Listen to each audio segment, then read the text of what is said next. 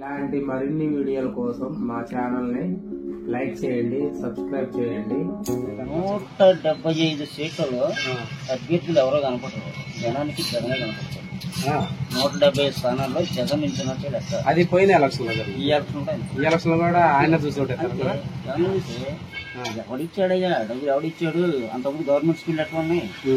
నేను గవర్నమెంట్ స్కూల్లోనే చదివింది. నేను చదువుకున్నట్టు బాగానే ఉన్నాయి, మాదిరిగా ఉన్నాయి. తర్వాత చంద్రబాబు వచ్చిన దగ్గర నుంచి గవర్నమెంట్ స్కూళ్ళు పతనం అవటం మొదలైనవి. దేనికోసం పతనమైనవి? వాళ్ళని ఉద్ధరించడం కోసం గవర్నమెంట్ స్కూల్ని పద్ధతి ప్రకారం పతనం చేశారు. కూటికి లేనోడు కూడా వాడు తినడం మానేసి ప్రైవేట్ స్కూల్లో చేర్పించాలి అన్న స్థాయికి తీసుకొచ్చారు. లేదంటే కూలికి పో, చదివితే ప్రైవేట్ స్కూల్లో చదువు, లేదంటే కూలికి పో. ఒకటే. అసలు అభివృద్ధి అంటే ఏంటి? రోడ్లు వేయటం కానీ రోడ్లు వేయటం అది ఇది కానీ అభివృద్ధి అంటే నేను ఒప్పుకోను. చెప్పండి. మనుషుల అభివృద్ధి చెందాలంటే సగటు మనిషి జీవన ప్రమాణం పెరగటం అభివృద్ధి. నేను 30 ఇంచెస్ టీవీ చూస్తున్నా. నేను 55 ఇంచెస్ టీవీ కొనుక్కోగల స్థాయికి నేను ఎదగడం దాన్ని అభివృద్ధి అంటారు. రోడ్లు వేయటం ఇదే. నేను 100 రూపాయలు చెప్పానండి. నేను 100 రూపాయలు టీషర్ట్ వేసుకున్నా, 500 రూపాయల షర్టు వేసుకోవడానికి అభివృద్ధి అంటారు. నేను 100 రూపాయలు చెప్పులు వేసుకున్నా, 500 రూపాయలు చెప్పులు కొనుక్కునే స్థాయికి నేను ఎదగడానికి దాన్ని అభివృద్ధి అంటారు. అప్పు చేసి కొనుక్కోకూడదు కదా. అప్పు చేస్తే అప్పులు పోలవుతాం. అదా ఇప్పుడు మీరు అన్నారు అది అభివృద్ధి ఎట్లా అవుద్ది? అప్పు చేసి కొనుక్కుంటే అది అభివృద్ధి కాదు. కాదు. మరి ఇప్పుడు రాష్ట్రం కూడా అప్పులు చేసి జనం డబ్బులు ఇస్తుంది కదా. ఎవరండి? ఇప్పుడు రాష్ట్రాలకు అప్పులు ఇస్తారు కానీ నీకు నాకు అప్పులు ఎవరుగా? మరి అది ప్రజలను పెంచాలంటే, ఒక స్కూల్ పెంచాలంటే, వాటిని హాస్పిటల్స్ పెంచాలంటే మరి అప్పులు చేయ తప్పదుగా.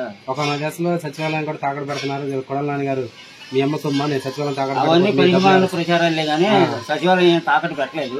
వాళ్ళు చూసుకోండి, అదంతా వాళ్ళ ప్రచారం లేదని. కొడాలి నాని కూడా స్పందించారుగా.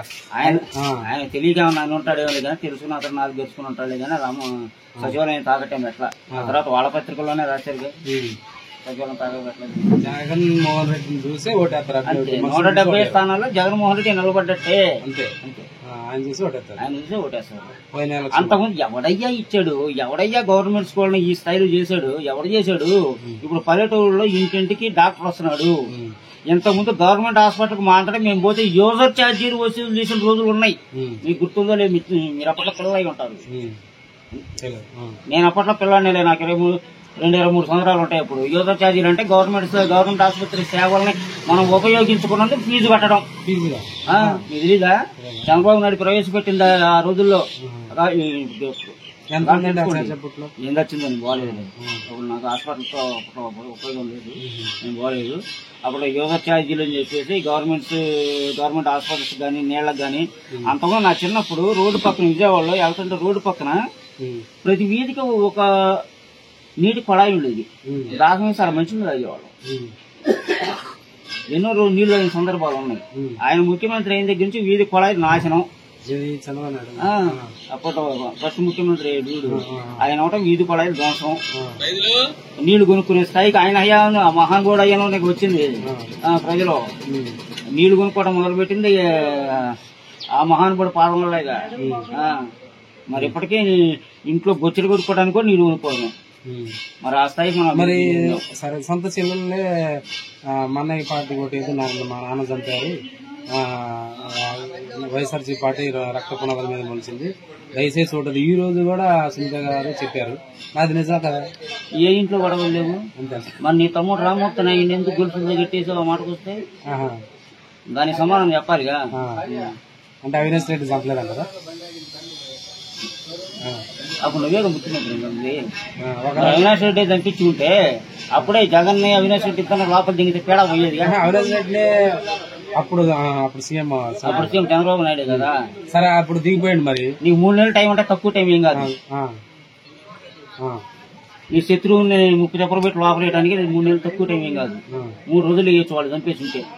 ఆధారాలు ఉంటాయిగా, సాక్షులు ఉంటారుగా, సాక్ష్యాధారాలు సేకరిస్తారుగా, న్యూస్ టీంలు ఉంటాయిగా, అన్ని నీ చేతుల్లోనే ఉన్నాయిగా. సినిమా చూసారా యూట్యూబ్ లో? చూడండి ఒకసారి. మరి చెల్లెలు కూడా చెప్తుంది నిజం కాదు అది. మరి సినిమాలో కూడా కడపలో వైఎస్ అవినాష్ రెడ్డి మీద పోటీలో నిలబడుతుంది.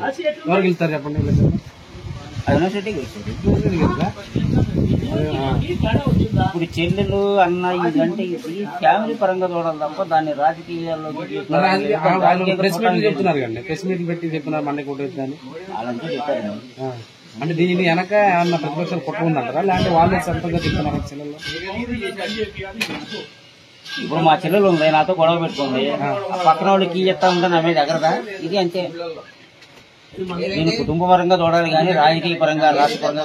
అయితే మీరు ఎంతమంది కార్యకర్తలు, మీరు కరుడు గడిచిన కార్యకర్తలు ఇలాంటివి చూడరంటారు, పట్టించుకోరు, జగన్ చూస్తారు. నేను కార్యకర్తనేం కాదు, ఇలాంటి వాళ్ళు ఉన్నారు. నేను అసలు ఇంటికి పోతే రోడ్డు మీద రాను. ఎన్నికల టైంలో పోవటమా ఓటేయడమా రావటమా అంతవరకు మన పని. అంతేలోపు నేను కార్యకర్తనే కాదు, ఈ జెండాలు మోసేవాడిని కాదు, ఈ చేసేవాడిని కాదు. అయితే ఇంత పబ్లిక్ చెప్పినా కూడా అవన్నీ చూడడం, ఓన్లీ జగన్మోహన్ రెడ్డి చూసి మేము ఓటు వేస్తుంటాం అంతే. 50 లక్షలు మళ్ళీ జగన్ వస్తుంది అంతేనా? అసలు జగన్ గెలిపించకపోతే ఆంధ్రప్రదేశ్ ప్రజలంతా సన్నాసులు లేదని అర్థం. రోడ్లు లేదు అంటున్నారు, విశ్వాసం లేని ప్రజలు రోడ్లు లేదు, రాజధాని కట్టలేదు అన్నారు. ఎవరికి కావాలండి రోడ్డు? ఎవరికి కావాలి? రోడ్డు మీద పడుకుంటున్నా, వచ్చి రోడ్డు మీద గంట ఉడికిని 20 రాష్ట్రాల్లో రోడ్డు మీద పోవడానికి రావడానికి కానీ 10 నిమిషాలు కళ్ళు మూసుకోలేదు. వాడిని ఈ పిల్లల భవిష్యత్తును బాగు చేస్తున్నాడయ్యా, నీ ఆరోగ్యాన్ని బాగు చేస్తున్నాడయ్యా. నీకు ఏదో మాయ రోగం వస్తే 5 లక్షల దాకా ఆరోగ్యశ్రీ ఇచ్చేసాడు. మొన్న చంద్రబాబు అయ్యాను అసలు ఆరోగ్యశ్రీ ఫ్రీగా వదిలేసాడు. జ్ఞానం లేదా, సిగ్గు లేదా, బుద్ధి లేదా ప్రజలకి? 20 రాష్ట్రాల్లో ఏ రాష్ట్రానికి 3 రాజధానులు లేవండి. 3 కాదు 33 పెట్టుకుంటామండి, మా ఇష్టం. ప్రతి పల్లెటూరు ఒక రాజధాని, మాకు ప్రతి ఊరు ఒక రాజధాని. అలా డెవలప్ చేస్తారు అంతే, ప్రతి ఊరు ఒక రాజధాని. రాజధాని పని ఏంటి? ముఖ్యమంత్రి ఏ ఊళ్ళో ఉంటే ఆ ఊరే రాజధాని. రాజధాని అసలు నాలాంటి వాడికి మీలాంటి వాడికి రాజధాని పని ఏంటి? చదువుకున్న వాళ్ళు ఉద్యోగాల అవకాశాలు చెప్పండి. అంతమంది పోలేదా? చెన్నై పోలేదా, బెంగళూరు పోలేదా, మద్రాసు పోలేదా, అమెరికా పోలేదా, ఆస్ట్రేలియా పోలేదా? పోలే. అతను పోయారుగా, ఇప్పుడంతా పోతాడు. ఎవడు అవసరం కోసం వాడు పోతాడు, ఎవడు సర్వైవల్ కోసం వాడు పోతాడు. ఇప్పుడు ఊళ్ళో ఉండి బర్రెలు కాసుకునే వాళ్ళు లేరా, గొర్రెలు కాసుకునే వాళ్ళు లేరా? నేను ఎవడు బొమ్మన్నాడు? ఊళ్ళోనే ఉండు, 4 బర్రెలు కాసుకో, 4 గొర్రెలు కాసుకో. రాజధాని లేదు, నేను పోతానంటే అర్థం బాగాలేదా? రాష్ట్రం విడిపోకుండా బాగాలేదా? రాష్ట్రం విడిపోయిన తర్వాత పోయావు చెమ్మ పుట్టుకొని, అర్థం బాగాలేదా? ఇప్పుడు మరి హైదరాబాద్ లో మొత్తం తరలేశారు, ఇక్కడ తరలేసి కంపెనీ రేటు ఉండే. ఇక అప్పుడు రాష్ట్రం కూడా విడిపోయేది కాదు. మీరు మా కోసం వచ్చారు, మా కోసం వచ్చారు, మా కోసం వచ్చారు, మొండేటి ఉండేది కాదు అక్కడ. పోతాడు పెట్టకపోతే ఇప్పుడు అలాంటి ఏడాడ పెట్టారు. అమరావతిలో వేరే ట్రాన్స్పోర్ట్ రావడానికి లేదు, వేరే ట్రాన్స్పోర్ట్ రావడానికి లేదు అంటున్నారు. మరి దానికి ఏమంటారు? కావాలండి. ఇప్పుడు అదే ఆ రాజ్యంలోనే కొమ్మరిచ్చాడు జగన్ కూడా.